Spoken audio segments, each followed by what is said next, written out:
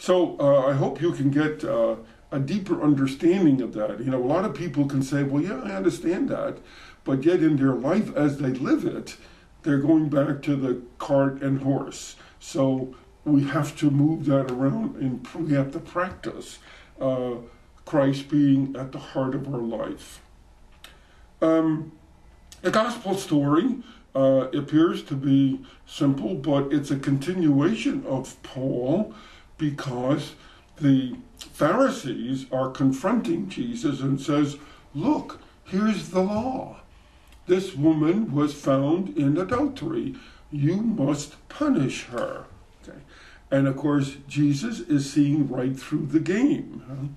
He's trying to help them understand in a loving way that you've got it backwards. It's not about obeying the law. It's about compassion. It's about forgiveness. And so the big mystery that no one has ever solved, and we won't know it until we get into the fullness of the kingdom of heaven, is what did Jesus write on the ground? Okay, I'm comfortable with the fact that he wrote their sins down. That would be my guess, but anybody has a better theory, it would be a good thing to kick around. But I think that Jesus in some way was pointing out their own need for forgiveness and their own need for repentance and their own need to grow in compassion. But it is a follow-on to Paul, who reminds us that the law doesn't save, Christ saves.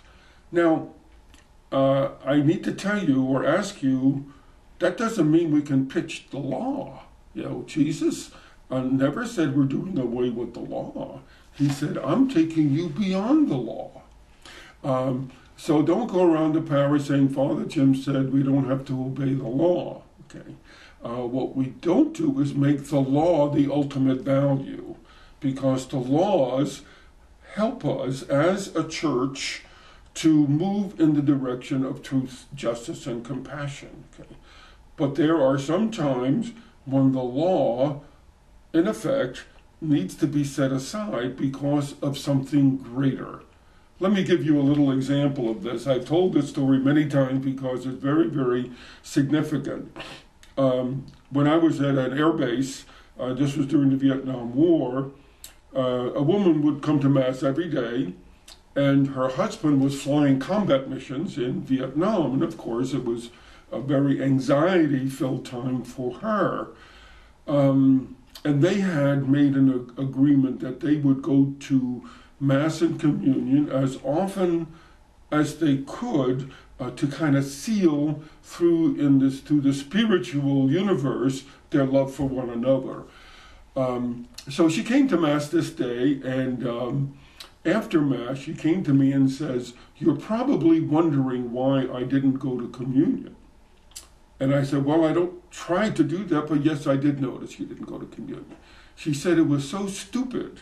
I said, what? She said, well, I picked up the keys on the table by the door as I was coming to Mass, and there was a bowl of peanuts, and I took a peanut and broke my fast, and I couldn't go to Holy Communion.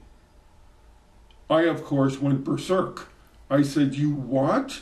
You let a peanut come between you and your husband in this terrible time for you? She says, yeah, and today was our anniversary. So I put on a fake scowl and so on and said, you let the law come between you and your husband? And she couldn't answer. But I think it was a good learning experience for her and for us and for us. It's not that we want to do away with the law, but as Jesus says, the law is supposed to serve humans, not humans serve the law. And he accused the Pharisees of legalism, of making the law the absolute. Now, I'm not talking here about the moral law, like thou shalt not commit adultery. I'm talking about the laws that govern how we live together and how we are church together and so on. There's a lot of red meat here, so I hope that you'll chew on it and gather from it some very important things, particularly concerning the law and what it is at the heart of our experience, namely that Christ and his death and resurrection are at the heart of our faith. And our response to it determines what kind of a person we are and what kind of a person we're on the way to becoming. Thanks, and have a wonderful, wonderful day.